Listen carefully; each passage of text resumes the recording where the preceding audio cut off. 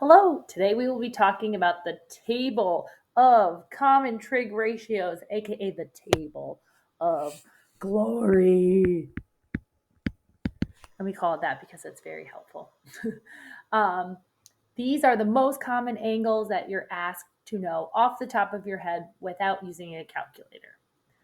I have not, but will currently write the degrees above for you, but you should really know them in radians by now. Or at least try to just memorize them in radians from now on. Okay. But there's the degrees just so you can conceptualize. So you should really be able to toggle between both radians and degrees. For the pi over 6, pi over 4, and pi over 3, these rows right here, they come right from your special trig triangles.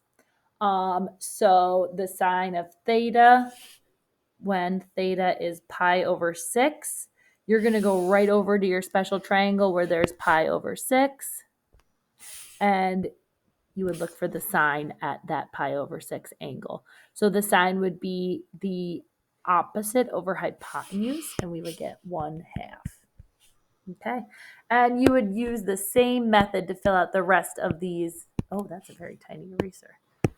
You would fill out, oh no, okay, maybe we are not able to erase that. That's fine. We can deal with that. Okay. So you would use that same method to fill out the remainder of this row here from that special triangle. So the sine of pi over 4 would be rad 2 over 2 because I am using this triangle now.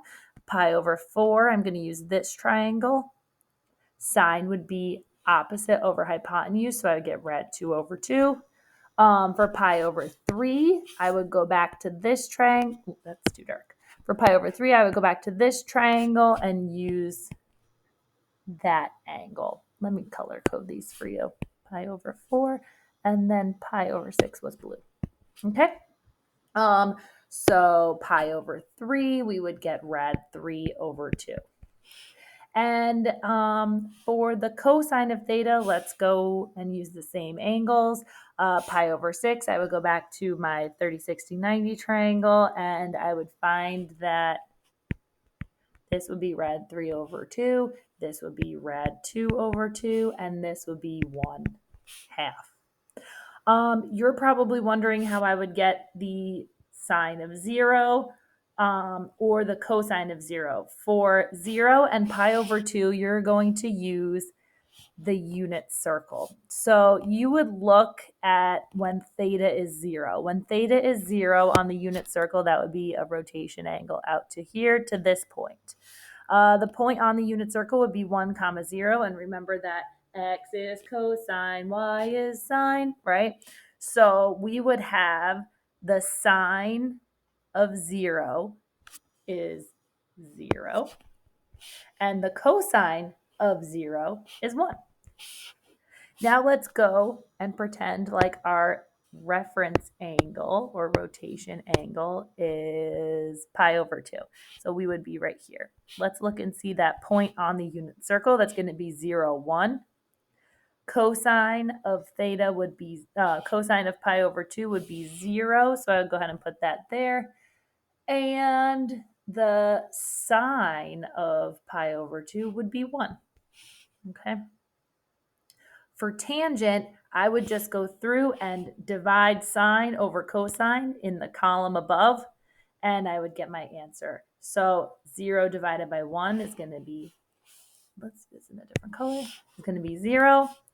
1/2 divided by rad 3 over 2 is going to be 1 over the square root of 3. Rad 2 over 2 divided by rad 2 over 2 is going to be 1. Rad 3 over 2 divided by 1/2 is going to be radical 3. And 1 divided by 0 is going to be undefined. Okay. So I wanted to draw your attention to a trick when you set up this table, okay? Ooh, sorry. When you set up this table, I want you to notice the numerators, right? So the numerators here, like 1, 2, and 3. In the sine row, they go up 1, 2, 3. And then in the cosine row, it's kind of the opposite. They go down 3, 2, 1. And then you can see that everything is being divided by 2. So let me get rid of those little. Everything is divided by 2, so you could put everything over 2. And then for the tangent row, you would just divide the column above. Let's see. You're going to have to commit these to memory because whenever you see questions asking about trig, I want you to regurgitate this little table right here, this table of glory. And the other thing I would want you to draw is the sine and cosine curve, okay? So a sine curve is going to look like this guy. We'll do this color. Sine curve. It's going to go from -1 to 1. 0 is going to be in the middle. And I want you to write pi over 2, pi, 3 pi over 2, and 2 pi. And the sine curve starts at the origin. It has a maximum for pi over 2. Pi is going to be 0. 3 pi over 2 is going to be -1, has a minimum there, and then it's going to return back. Okay. This is going to be my sine curve. And then now let's draw our cosine curve. Okay. Same idea. It goes from 1 down to -1. 0's in the middle.